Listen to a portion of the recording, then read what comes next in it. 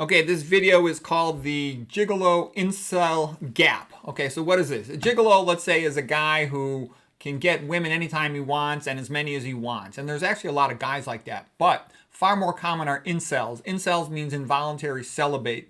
And where this comes from is a lot of people come to me and ask me my opinions or for advice. And so I hear all kinds of things. You know, old and young men come to me and women too. So I'm just going to share with you what I've been hearing and the word on the street, so to speak. I've known since I was young, women love tall guys. A tall guy really doesn't have to do much, and women will throw themselves at his feet. And a lot of women will say, oh, no, I don't do that. But I've known tall guys all my life, and I know a lot of them routinely had simultaneously 3 or 5 girlfriends. I did a fellowship at Harvard, and one of my friends over there was this like 6'2" guy, and he didn't have much of a personality. He didn't even speak English that well. But he always had at least 3 girlfriends. Routinely, he would often have more than that. And he would want me to carry his pager and lie for him. And, you know, I was jealous, of course. But what I'm saying is, what I noticed is women, I think, have better social skills than men. They seem to, like, I like talking to women to understand social situations. They just seem to know the answer right away. Who's thinking what, who's doing what the motives are and all this stuff. That takes me a lot of effort to figure out. I'll take weeks and then I'll understand something. And I've also known tall guys in my personal life, other friends of mine who, again, routinely would have 2, 3, or more girlfriends. I even know of a couple sex contests where guys at high school and even doctors were trying to see who could have sex with as many women as possible in a certain amount of time, let's say 3 months, 6 months, or a year. And the numbers were off the charts. You wouldn't believe how high the numbers were. Okay, so what am I saying is that this is a vulnerability of women. Usually women are better than men in social stuff, but what I've seen is women think when they go out with some sort of Romeo guy that he's like their boyfriend and he's just playing with them. I'm surprised that women don't get that, but that's actually a common thing. And what do I see as the potential problem in these settings? And I've seen this happen to some of these guys, is that usually what stops a man from having sex more often is the woman says no, and he only has. And so what I'm getting at is when a guy can have 5 different girls and he can always just pick the one that says yes the most to him, you know, he has tons and tons of sex. A lot of these guys end up getting venereal disease. And then they sometimes end up in what I see them spiral downward, where they'll have really nice girlfriends in high school and college, and then their girlfriends, you know, just almost like drop off a cliff, and then they can barely get a girl, and they end up with some girl that you wouldn't think in a million years they go out with, and she's just somebody who'll put up with their herpes. So I think a guy has to be careful with that, because also if you want a long-term relationship, you know, or marriage or whatever, you have to be reliable. And so a lot of these guys end up divorced repeatedly, and then all these problems. And financially, that becomes very expensive. And the quality of the woman they attract has a tendency, I've seen it go down and down. These are like really handsome, tall, graduate degree, wealthy, educated guys I know. And so it's a downward spiral pattern. One has to be careful. Let's see, what else? Modern sex is like Russian roulette. STDs are super common. I got friends in OB-GYN, and they tell me the incidence of sexually transmitted disease is much, much, much higher than people realize in both men and women. And some of these diseases are very serious. You know, herpes stays for life. There's HIV, and there's other diseases. There's even diseases that I'm not going to go into them, but they're way, far, far more common than people realize. And they have potentially significant consequences for the men. He can be in chronic pain. He can become infertile as well. It's more common when women become infertile. They can scar off their fallopian tubes, have increased risk of ectopic pregnancies. Sometimes they'll need emergency surgery and then lose an ovary or more that way. What else do I see? A lot of these gigolo guys, they'll be having out-of-wedlock children. And like I said, their mating value, you know, there's always a mating status game. And you have a certain mating status based on where you're at in your life and what you got going for you. And that drops a lot if you keep up the promiscuity game for a long time and start collecting STDs and out-of-wedlock children and all these other problems. Incel is an involuntary celibate man, and there's tons of those. There's a huge number of those. We'll talk about them more in a future lecture. I'll also give a future lecture about how to attract women. Not that I'm the world expert on that, but I have learned a lot of things over the years. Okay, modern realities. The other thing these guys tell me is that a pretty woman on the internet has so many guys messaging her and wanting to go out with her at these dating sites that they say it's highly likely that she's going to be unfaithful and promiscuous. And so her value is much lower than one would expect because of that. The other thing too is I think things are much worse not only for men, they're much worse for women. The young guys, they don't want to get married. They're like, all we see is all these old guys turned into slaves by divorce. We're not getting married. No way. They want to have kids out of wedlock, and they want to be able to break away from the woman if they can without, all the consequences of divorce. So it's going to be a lot harder for women to get husbands in the future. I see a lot more promiscuity, and the high school and college age is everything that I'm hearing from the young people who I talk to. Also, a lot of women, they're promiscuous in high school and college. They get venereal diseases. They're scarring off their tubes. Sometimes these venereal diseases can be asymptomatic. And then they want to work or get more education. And they often wait till their 30s, even mid-30s, to have children, and they're infertile. There's multiple things all contributing towards infertility. I've given previous lectures on that.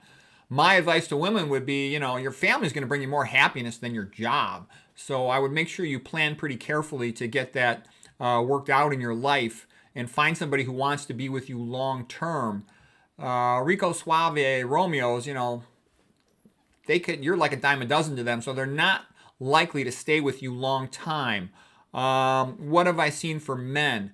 Men have a tendency to want to marry the prettiest girl that'll sleep with them, and that's a big mistake too, because beauty is very overrated. First of all, it fades. A woman will age. They tend, from what I've seen, not always, but most of the time, they age significantly faster than the man does. So she's not always going to be that pretty, number one. Number two, the prettier the girl, the more guys want to sleep with her, and the less likely she is to be faithful. And a lot of times, too, women get what's called a halo effect. Because she's pretty, there's an assumption that she's actually smarter and nicer than she actually is.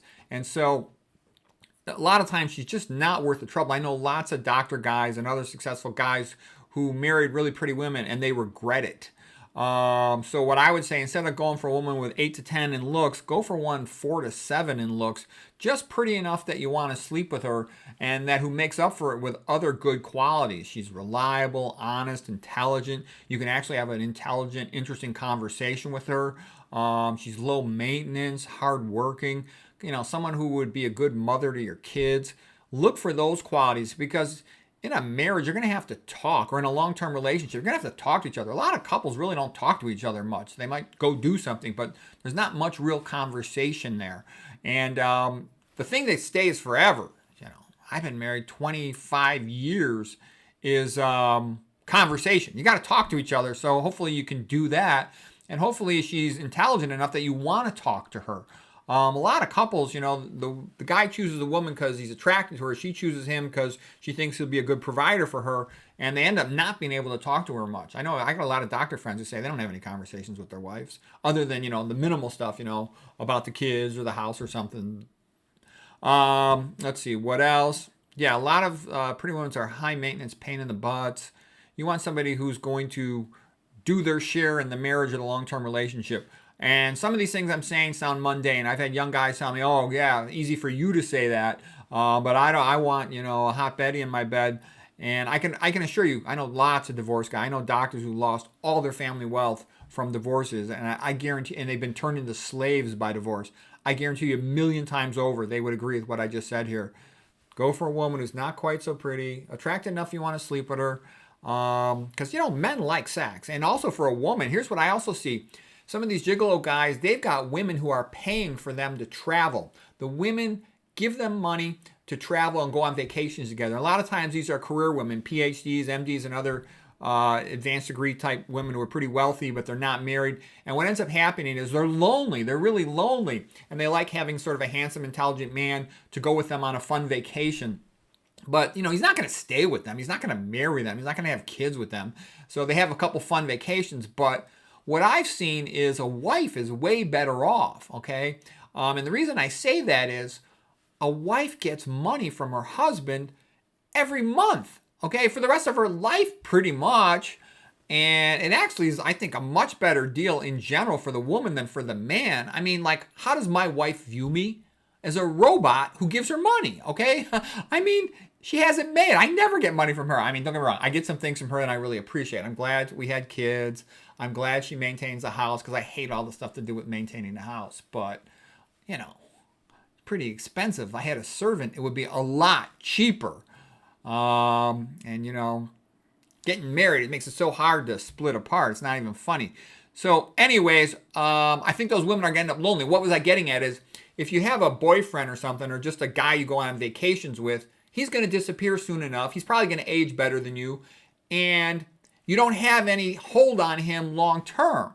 What I mean by that is, if you have kids with a man, a good man, he's obligated to provide for you and the kids, like probably forever, okay? Versus a guy with your boyfriend, he's with you for a vacation or two, then he's gone, and then you're by yourself. You're going to be a lonely spinster. I mean, it's not realistic. Plus, like I said, these are not deep relationships. And I know these guys are doing these types of things, and these guys are any age from 20 to 45. I'm seeing this years of age, and they think it's kind of fun. You know, each woman's a little new adventure, and they don't want to get married.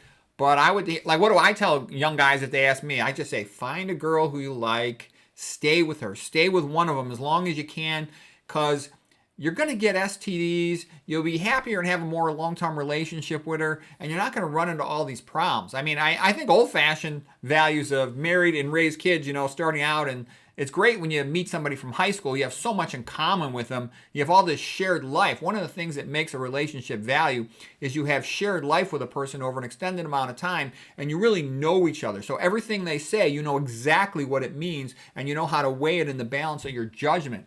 Versus meeting all these strangers and going through all these games over and over again, it's kind of can be a big waste of time. So anyways, I'll talk more about it from the point of view of the incel guys in the future, try to help them out. But I just wanted to share with people what I see happening. Lots and lots of unmarried, lonely people, and with a lot of problems. Tons and tons of infertility, tons and tons of STDs. So anyways, that's it for this video.